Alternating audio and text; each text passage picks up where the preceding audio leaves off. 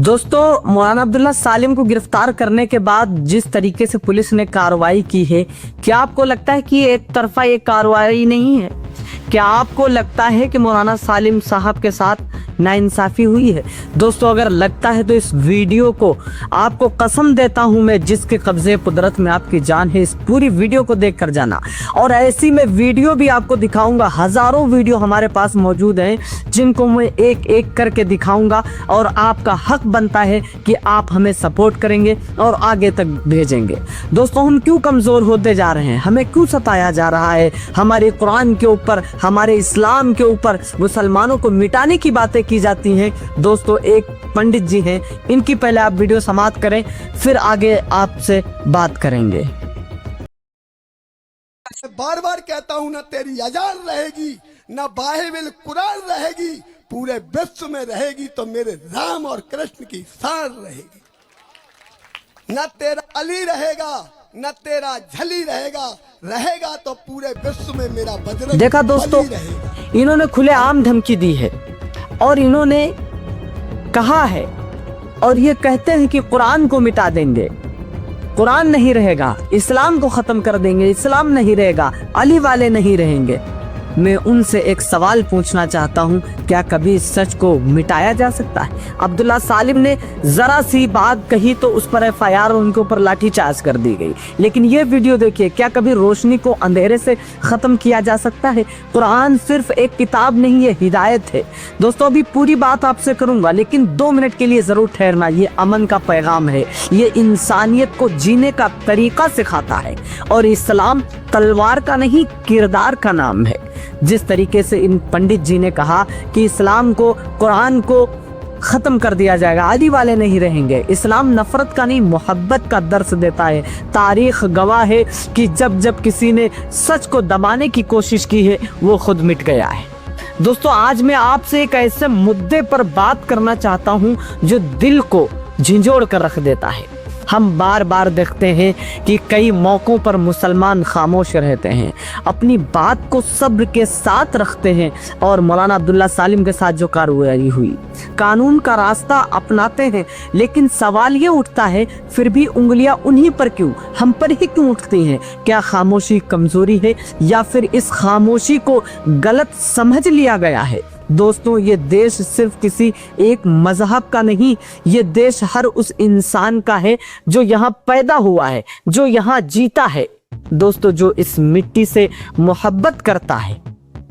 हमारा संविधान हमें बराबरी का हक देता है, इंसाफ का हक देता है, अपनी बात कहने का हक देता है, हमें इजाजत देता है। लेकिन अगर किसी भी समाज को ये महसूस हो कि उसके साथ नाइंसाफी हो रही है, तो ये सिर्फ उस समाज का मसला नहीं, ये पूरे देश के लिए एक अलार्म होता है। दोस्तों, हमें ये समझना होगा, आज हमें इंसाफ सिर्फ होना ही चाहिए, इंसाफ होता हुआ दिखना भी चाहिए। दोस्तों, आज मौलाना अब्दुल्ला सालिम को जिस तरीके से हिरासत में लिया गया, अगर कहीं गलती है तो उसे सुधारना जरूरी है, लेकिन किसी एक पहचान के आधार पर पूरे समाज को कटघरे में खड़ा कर देना, ये ना इंसाफ है, ना इंसानियत है।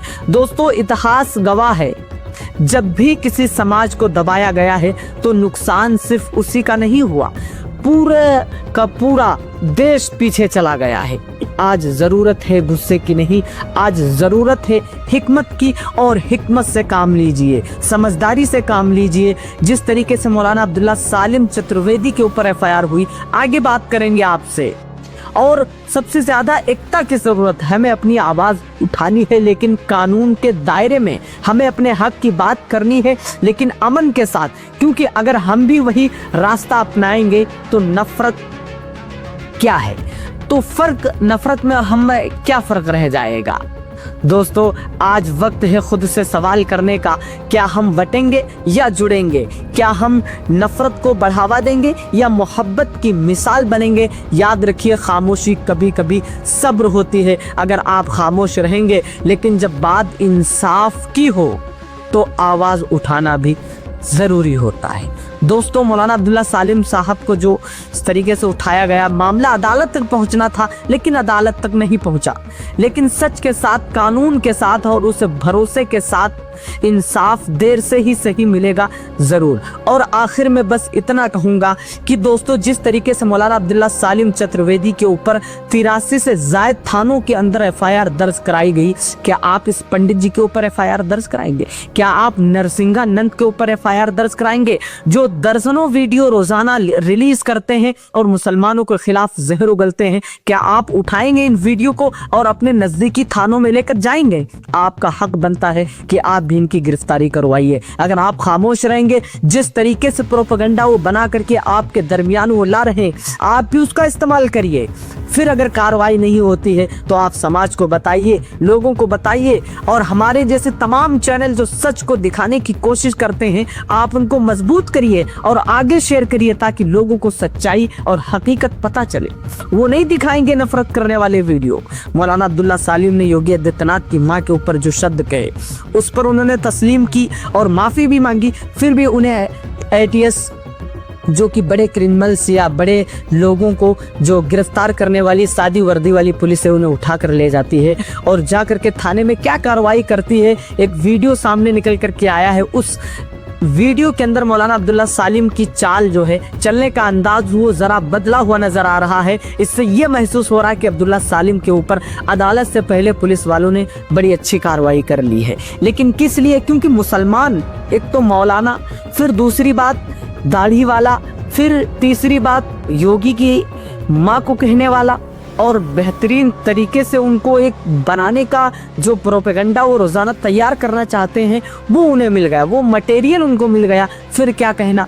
और आप देख रहे हैं जो मैंने आपको इस वीडियो को दिखाया था, इस पंडित जी की वीडियो को दिखाया था, नरसिंहानंद जैसे ये अभी भी बैठे हुए हैं और मुसलमानों के खिलाफ रोजाना जहर उगलते रहते हैं।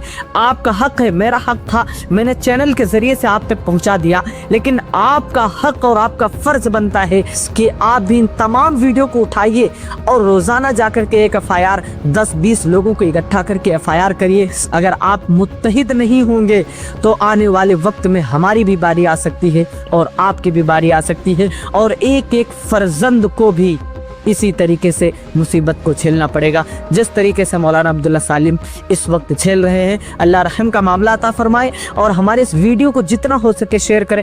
मिलते हैं दोस्तों एक और अपडेट के साथ, तब